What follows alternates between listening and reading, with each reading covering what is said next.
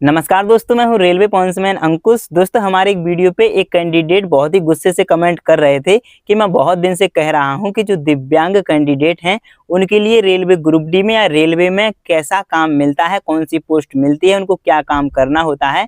बहुत दिनों से बोल रहा हूँ लेकिन आप सब लोग वीडियो नहीं बनाते हो।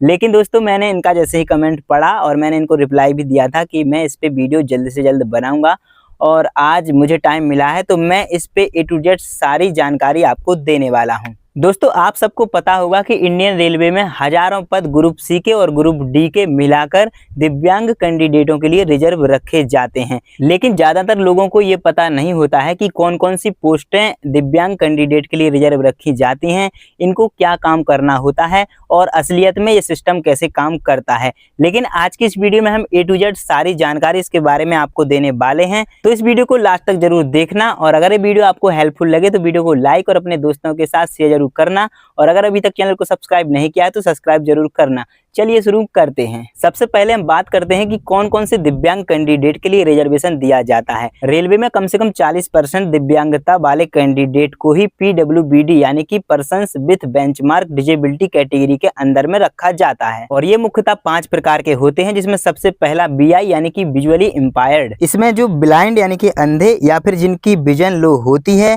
दूसरा एचआई यानी कि हियरिंग इम्पायर्ड, जिनको कम सुनाई देता है या फिर सुनाई ही नहीं देता है। तीसरे नंबर पे एलडी यानी कि लोकोमोटर डिजेबिलिटी, जिनको चलने फिरने में दिक्कत होती है। कोई एक पैर से विकलांग होते हैं, किसी को रीढ़ की समस्या होती है या फिर ड्वार्फिज्म आदि। चौथे नंबर पे है एमडी यानी कि मल्टीपल डिजेबिलिटी, जिनको एक से ज्यादा विकलांगता होती है। और आखिरी नंबर पे आईडी यानी कि इंटेलेक्चुअल डिजेबिलिटी, जिनको ऑटिज्म या फिर पढ़ने में कोई दिक्कत होती है या फिर मेंटली इलनेस होती है। तो दोस्तों, ये तो बात हो गई इसकी कि कौन कौन से दिव्यांग कैंडिडेट इसमें रिजर्वेशन पा सकते हैं और जॉब ले सकते हैं। अब आगे बात करते हैं कि इसमें कौन कौन सी पोस्ट के लिए और कितना रिजर्वेशन दिया जाता है। चलिए इसके लिए हम रिजर्वेशन और रूल को समझते हैं। रेलवे की चाहे कोई भी भर्ती आए, इसमें 4% सीटों को दिव्यांग कैंडिडेट के लिए रिजर्व रखा जाता है।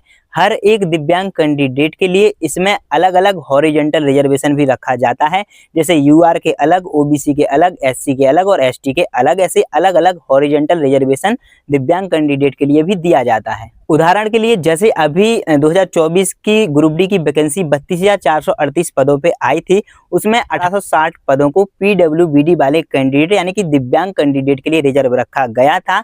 ग्रुप डी में जो फिजिकल इफिशिएंसी टेस्ट यानी कि पीईटी टेस्ट होता है, जिसमें रनिंग और एक 35 किलो का वजन लेकर 100 मीटर चलना होता है, उसमें पूरी तरह से दिव्यांग कैंडिडेट के लिए छूट दी जाती है। मतलब कि इनका कोई भी रनिंग टेस्ट नहीं लिया जाता है। इसके अलावा इनको एक स्क्राइब यानी कि अगर ये लिखने में असमर्थ हैं तो इनको एक एक्स्ट्रा व्यक्ति दिया जाएगा। इसके अलावा अगर 1 घंटे का एग्जाम है तो इनको 20 मिनट एक्स्ट्रा दिया जाता है। अगर 1.5 घंटे का ग्रुप डी का एग्जाम है जैसे, तो उनको 30 मिनट एक्स्ट्रा समय दिया जाएगा।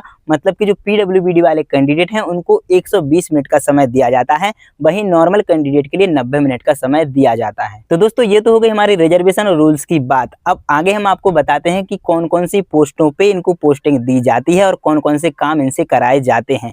चलिए एक एक करके हम नीचे आपको मेंशन करते जा रहे हैं और आप पढ़ते जाइएगा। हर एक पोस्ट का नाम लिखता जाऊंगा, उसके काम के बारे में मैं आपको बताता जाऊंगा। दोस्तों, इनकी जो पोस्टिंग होती है, इनकी दिव्यांगता के आधार पर इनकी पोस्टिंग कराई जाती है। ज्यादातर ऐसे कैंडिडेट के लिए बहुत ही आसान काम दे दिया जाता है और ऑफिस वर्क दे दिया जाता है।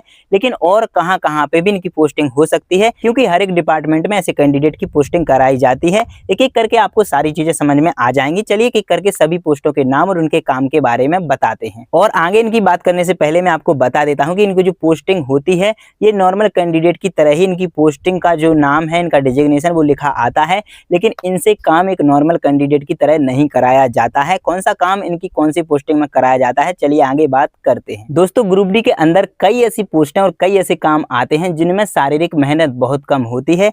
ऐसी पोस्टिंग इनको ग्रुप डी के अंदर दे दी जाती है। आगे हम ग्रुप सी में कौन कौन सी पोस्टें दी जाती हैं इसके बारे में भी आपको बताएंगे। सबसे पहले ग्रुप डी की बात करते हैं। देखिए सबसे पहले इनकी असिस्टेंट वर्कशॉप के अंदर जो पोस्टिंग कराई जाती है, जो कि मैकेनिकल डिपार्टमेंट की एक पोस्ट है।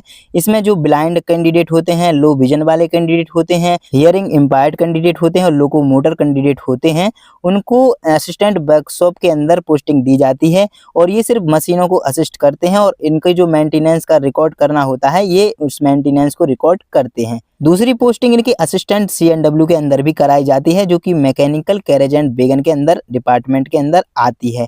इसमें जो डीफ कैंडिडेट होते हैं, हार्ड ऑफ हियरिंग यानी कि जिनको कम सुनाई देता है वो कैंडिडेट होते हैं, या फिर एक पैर से विकलांग होते हैं, तो उनको असिस्टेंट CNW के अंदर पोस्टिंग दे दी जाती है। इसके बाद तीसरे नंबर पे असिस्टेंट SNT के अंदर भी इनको सिग्नल एंड टेलीकॉम डिपार्टमेंट में पोस्टिंग दे दी जाती है। जिनको कम दिखाई देता है, या फिर जो सुनने में असमर्थ रहते हैं, या फिर कम सुन पाते हैं, या फिर थोड़े बहुत चलने में दिक्कत होती है, तो ऐसे कैंडिडेट को सिग्नल एंड टेलीकॉम डिपार्टमेंट के अंदर असिस्टेंट SNT की पोस्ट दे दी जाती है और इनको SNT की वायरिंग और बेसिक सिग्नल यूनिट को असिस्ट करना पड़ता है। अगली पोस्टिंग इनकी असिस्टेंट लोकोसेड डीजल या फिर असिस्टेंट लोकोसेड इलेक्ट्रिकल के अंदर कराई जाती है, जो कि मैकेनिकल और इलेक्ट्रिकल अलग अलग डिपार्टमेंट के अंदर आती है। तो जो लोकोमोटर यानी कि एक पैर से थोड़े बहुत विकलांग होते हैं, या फिर जिनकी लो विजन होती है, जिनको कम दिखाई देता है, उनकी पोस्टिंग इसके अंदर कराई जाती है और इसमें इनको सिर्फ इंजन शेड या फिर मेंटेनेंस डिपो में सहायक की तरह कार्य करना पड़ता है। अगली पोस्ट आती है असिस्टेंट ट्रैक मशीन की, जो कि इंजीनियरिंग डिपार्टमेंट की पोस्ट होती है। इसमें जो हियरिंग और लोकोमोटर दिव्यांग कैंडिडेट होते हैं, उनको पोस्टिंग दी जाती है। इसमें इनको ट्रैक रिपेयर और मशीनिंग सपोर्ट यानी कि डेस्क सपोर्ट टाइप वर्क करना होता है, जो कि बहुत ही आसान वर्क इनको दिया जाता है। इसके अलावा ऑफिस प्यून या क्लर्क के कुछ हेल्प के लिए कुछ जोनल पोस्ट में इनको रखा जाता है। जैसे कि कोई बड़े ऑफिस होते हैं तो वहाँ पे इनको मिनिस्ट्रियल कैटेगरी के अंदर जो डिपार्टमेंट आते हैं, उनके पास इनको रखा जाता है, जिनकी लो विजन होती है, या फिर जिनको कम सुनाई देता है, या फिर बहुत ही कम सुनाई देता है। तो ऑफिस के अंदर इनको रिकॉर्ड मेंटेन करना और थोड़ी बहुत लिखने पढ़ने वाले, जो फॉर्म जमा करने वाले, या फिर किसी का कोई रिकॉर्ड रखना है, फाइल रखनी है, तो ये सारे काम इनको दे दिए जाते हैं। और ज़्यादातर ऐसे कैंडिडेट की पोस्टिंग ऑफिस प्यून के अंदर ही कराई जाती है, और ये सिर्फ मैं ग्रुप डी वाले कैंडिडेट के लिए बता रहा हूँ। तो दोस्तों अब चलिए हम बात करते हैं कि ग्रुप सी के अंदर इनको कौन कौन सी पोस्ट के लिए रिजर्वेशन दिया जाता है और कौन कौन सी पोस्ट में इनकी पोस्टिंग कराई जाती है। 2025 में रेलवे ने डिसाइड किया था कि कौन कौन सी पोस्टें दिव्यांग कैंडिडेट के लिए दी जानी चाहिए। चलिए एक एक करके हम इन सारी पोस्टों के नाम आपको बताते हैं। जनरली ग्रुप सी में जो आइसोलेटेड कैटेगरी के अंदर जितनी पोस्टें आती हैं, जिसमें शारीरिक मेहनत बहुत ही कम मांगी जाती है, या फिर एक तरह से शारीरिक मेहनत होती ही नहीं है, ऐसी जगह इनको पोस्टिंग दे दी जाती है। चलिए एक एक करके हम सारी पोस्टों के नाम आपको बताते हैं। इनमें PWBD वाले कैंडिडेट के लिए कौन कौन सी सूटेबल पोस्ट हैं। सबसे पहले जूनियर क्लर्क कम टाइपिस्ट की आती है, अकाउंट्स क्लर्क की आती है, टाइम कीपर की आती है, कमर्शियल क्लर्क की आती है, टिकटिंग और रिजर्वेशन असिस्टेंट की आती है, लाइब्रेरियन की आती है, और जो स्कूल के टीचिंग स्टाफ होगा, जो रेलवे के स्कूल होते हैं, वहां पर टीचिंग के लिए भी इनको रखा जाता है। इन पदों पे ज्यादातर काम क्या होता है, चलिए बताते हैं। ऐसे पदों में ज्यादातर ऑफिस डेस्क का, या फिर डाटा एंट्री का, या फिर फाइल को हैंडल करने का, या फिर जो रिकॉर्ड है इनको मेंटेन करने का काम ज्यादातर दिया जाता है। तो दोस्तों ये बात हो गई है कि ग्रुप सी में इनको कौन कौन सी पोस्टें दी जाती हैं, कौन कौन सा काम कराया जाता है। चलिए आगे हम बात करते हैं इनकी सैलरी और प्रमोशन। इनको आगे भविष्य में कौन कौन से चांसेस दिए जाते हैं, क्या नॉर्मल कैंडिडेट की तरह ही दिए जाते हैं, या फिर इनसे कम, या फिर इनसे बहुत ज्यादा। चलिए बात करते हैं। दोस्तों अगर हम इनकी सैलरी और प्रमोशन की बात करें, सबसे पहले सैलरी की, तो जो इनकी सैलरी होती है वो नॉर्मल कैंडिडेट की तरह ही बनाई जाती है। बिल्कुल सेम स्ट्रक्चर इनकी सैलरी का रहता है। इनको अलग से दिव्यांगता का कोई भी पैसा नहीं दिया जाता है। हाँ, कई बार ऐसे अवसर मिलते हैं, जैसे कि किसी ऐसे कर्मचारी को व्हील चेयर की, या फिर अभी के टाइम पे हमारे जोन में तो स्कूटी देने का भी प्रावधान आया था, तो ऐसे टाइम पे इनको स्कूटी या फिर व्हील चेयर देने का कई बार नोटिस आ जाता है। और इसके बाद अगर हम प्रमोशन और डिपार्टमेंटल एग्जाम की बात करें, तो इनको वही चांसेस दिए जाते हैं जो नॉर्मल कैंडिडेट को दिए जाते हैं।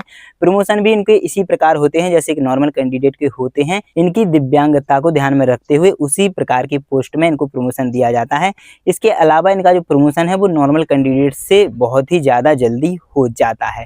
अगली अगर हम बात करें इनको एक्स्ट्रा क्या बेनिफिट मिलते हैं, जैसे कि हर एक रेलवे कर्मचारी को मेडिकल की सुविधा मिलती है, ट्रैवल में कंसेशन मिलता है। इसके अलावा कई तरह की अलग अलग छुट्टियां भी मिल जाती हैं। तो छुट्टियां भी इनको स्पेशल सीएल के नाम से एक एक्स्ट्रा छुट्टी भी मिल जाती है, जिसमें लगभग 10 छुट्टी एक्स्ट्रा इनको मिल जाती हैं। इसके अलावा ट्रैवल कंसेशन में इनको पास भी एक्स्ट्रा दिया जाता है। जहां पे आवास होते हैं रेलवे के, तो इनको आवास भी दिया जाता है। एक नॉर्मल कैंडिडेट को नहीं दिया जाएगा, लेकिन प्रायोरिटी के आधार पर एक दिव्यांग कैंडिडेट को वहां पे आवास दिया जाएगा और इन सभी सुविधाओं में बहुत ज़्यादा बेनिफिट इनको दिया जाता है। अब आगे अगर हम इनकी बात करें कि इनका जो सिलेक्शन प्रोसेस है वो किस प्रकार चलता है, तो मैं ग्रुप डी का बताता हूं। बाकी सबका जो है इनका जो सिलेक्शन प्रोसेस है वो सेम ही चलता है।